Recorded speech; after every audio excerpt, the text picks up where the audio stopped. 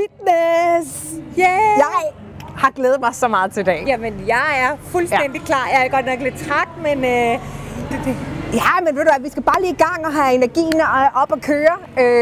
Men gider ikke lige forklare, hvad det er, vi skal i dag? Jo, vi er her i Aarhus, hvor vi skal besøge en god veninde, som hedder Center, som har Fit by Center. Vi skal ind og have en super fed team her i en fitnessform, der hedder Reformer, som er en del af Pilates. Og ja, det er smidighed, det er balance, det er koncentration, det er koordination.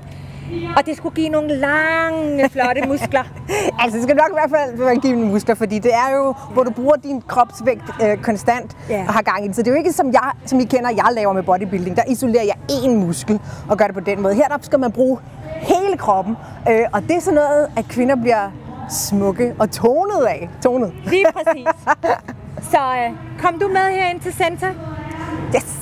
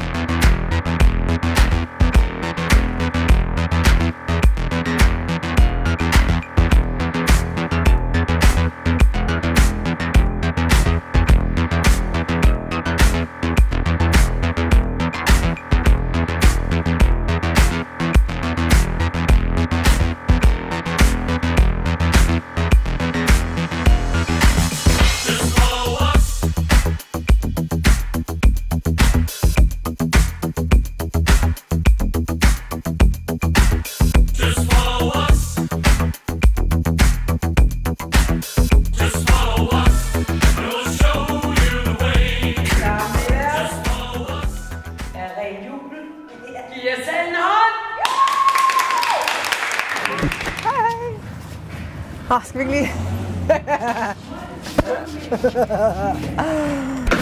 pas på maven.